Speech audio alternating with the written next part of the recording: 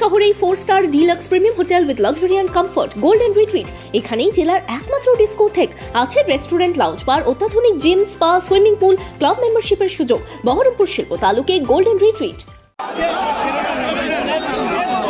বহরমপুরের অধীর সেলিমের যৌথ মিছিল টেক্সটাইল কলেজ মোড় থেকে প্রশাসনিক ভবনের দিকে রওনা দিল।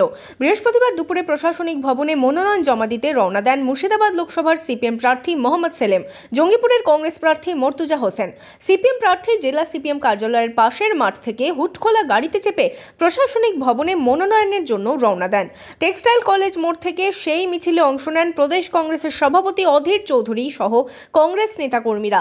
লোকসভা ভোটে এই প্রথম দু দলের শীর্ষ নেতা একই সাথে যৌথ কর্মসূচিতে অংশ নিলেন।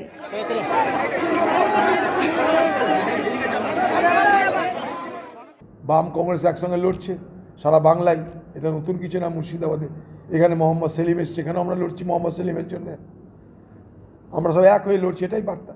আজকে বাংলাকে বাঁচানোর লড়াই বাম এবং কংগ্রেস একসঙ্গে লড়ছে এবং এখানে বহরমপুর শহর তার সাক্ষী। মুর্শিদাবাদ জেলা আগামী দিনে গোটা বাংলা এবং ভারতবর্ষকে পথ দেখাবে। Bureau report, imagine community media.